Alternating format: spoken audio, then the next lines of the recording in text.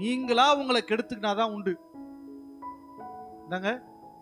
சொல்லுங்க, நானா என்ன கெடுத்துக்கினாதான் உண்டு. ஏன்னா இஸ்ரவேலை பார்த்து சொல்றார் ஆண்டவர், இஸ்ரவேலே உனக்கு நீயே, நான் உனக்கு ஒரு கேடு வைக்கலப்பா, நான் உனக்கு ஒரு கேடு வைக்கலம்மா, கேடு உண்டாக்கின நீ தான் உண்டாக்கிக்கணும். நான் உனக்கு என்னதான் வச்சிருக்கிறேன்? ஆசீர்வாதத்தை தான் வச்சிருக்கிறேன்.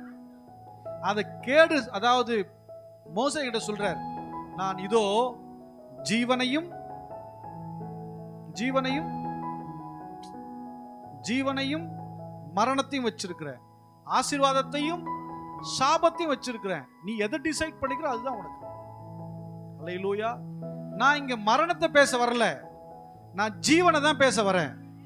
அல்லேலூயா. ஜீவனை நான் பேசும்போது இடையில இருக்கிற சிலும்புல ரெண்டு தட்டி விட்டு போயிட்டே தான் இருப்பேன்.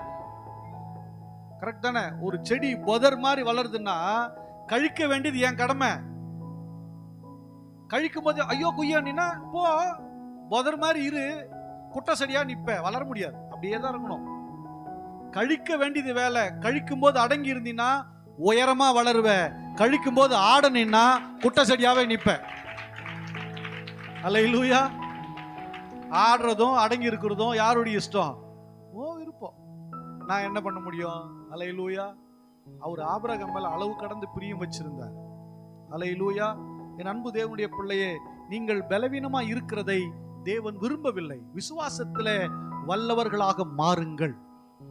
விசுவாசத்துல எப்படி மாறணுமா? வல்லவர்களா மாறுங்க. ஃபெய்த்ல உங்களுக்கு நீங்களே டெஸ்ட் வைங்க. யாரோ உங்களுக்கு கர்த்தர் டெஸ்ட் வைக்கிற வரையும் வெயிட் பண்ணாதீங்கன்ற. நீயே உனக்கு டெஸ்ட் வச்சுக்கோ.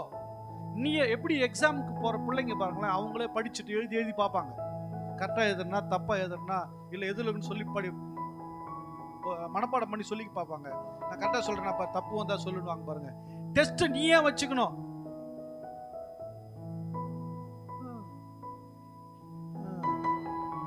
டெஸ்ட் நீயே உனக்கு வச்சுக்கணும். யார் வச்சுக்கணும்? உங்க விசுவாச வாழ்க்கையின் டெஸ்ட்.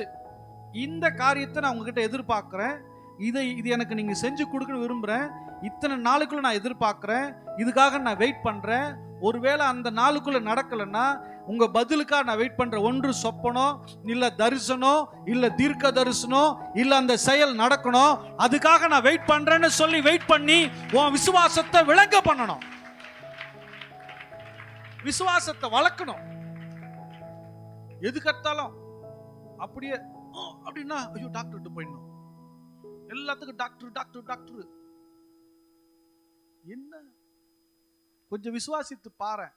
பணம் தேவைப்பட்ட உடனே கடங்காரன், எவனாவது வட்டிக்காரன் கிடைக்கிறானா, எத்தனை வட்டினாலும் பரவாயில்ல, தண்டல் வாங்கு, இதை வாங்கு, அதை வாங்கு, பேங்க்காரன் புடி, பிரச்சனைனா கூப்பிடு, எல்லாரையும் கூப்பிடு, ஆய் ஊய். என்ன கொஞ்சம் பொறுமையா தான் இருறேன், கொஞ்சம் காத்துறேன், உன் விசுவாசத்தை வெளியே எடுத்துட்டு வாயேன். ஒரு கிணறையே உபயோகப்படுத்தினா கிணறே கெட்டு போகுது இல்ல? அதுல தண்ணி எடுத்து ஊத்தலனா ஆயிடும், நாரிடும். நல்ல தண்ணி சாக்கடையா மாறிடும். உன் விசுவாச வாழ்க்கை நீ தூண்டி விடாம அப்படியே இருந்தா நீ அப்படியே கெட்டு போயிருவ.